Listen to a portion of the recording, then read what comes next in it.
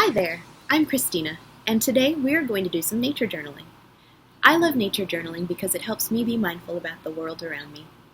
We are going to be doing the activity String Safari from the book How to Teach Nature Journaling, written by John Muir Laws and Emily Ligren. We will use diagrams, drawings, maps, and written notes to describe the wonders we can find within a loop of string placed on the ground. You can do this activity along with me while watching this video.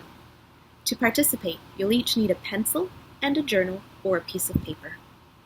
You'll also need to find any place in the outdoors where you can go on your string safari. Choose an area that has some different kinds of plants or interesting natural objects. Any place where you can sit or kneel close to the ground and observe plants and other natural objects there. You could do this in a backyard, a border of a sports field, on a forest floor, or in a garden. You will also need a piece of string 5 to 10 feet long tied into a circle, or a hula hoop for every person participating in this activity. Pause the video, gather what you need, and we'll begin. You are about to discover a world hidden in plain sight. When you train yourself to look, amazing things are anywhere. In a moment, you will get a piece of string. We will then spread out and each find a patch of ground that contains interesting things. You will use your piece of string to make a circle on the ground, and that will be your tiny world to explore and study. Look for plants, animals, natural objects, evidence of animals, or any other interesting treasures you can discover in your loop of string. You will need to observe closely to find as much as you can within the boundary. Use words, pictures, and numbers to describe what you find. You could draw a small circle in the center of your page. Make individual drawings of each thing you find in the loop of string around the circle, and then use writing and arrows to describe where they are found.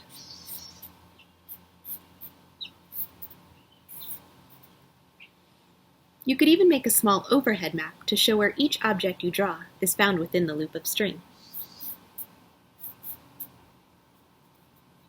If you find a lot of some kind of object, like a lot of pine cones or rocks, you could count them or observe similarities and differences. You might find one object or organism that is very intriguing to you, and if you get lost in observing it and recording observations about it, that's okay. At some point before the time is up, you will probably get the sense that you are done. Remember, this is just a feeling and has nothing to do with how much or how deeply you can observe. If you feel done, notice the feeling, and then see how much more you can discover after that. The goal isn't to make pretty pictures. It's to slow down, notice cool and interesting things, and put our observations down on the page. Okay, now let's journal. We'll come back and share about what we discovered.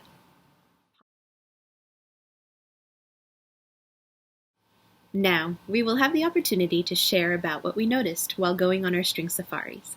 Here's my journal entry from my safari in my garden.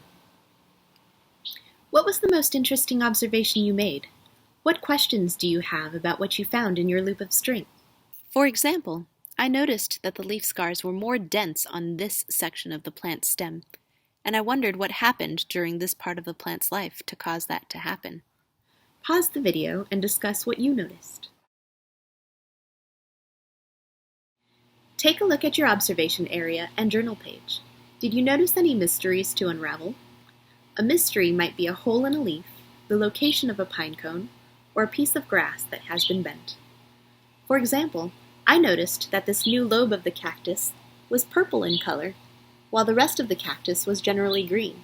When scientists notice something, they often think about how it came to be, or what caused it. See if you can come up with some possible explanations for the mysteries in your circle. In my cactus example, one possible explanation I came up with for the purple coloring was that this characteristic might offer certain sun protection properties for this delicate new growth. Pause the video and discuss. Did you see any evidence of things that are changing in your observation area? How can you tell?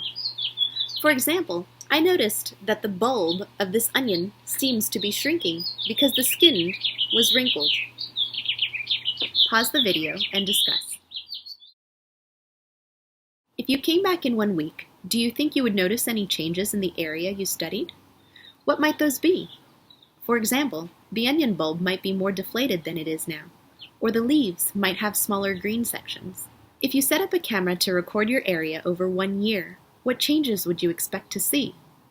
For example, I might expect that that onion bulb would be completely gone in a year, and that its leaves would be much taller.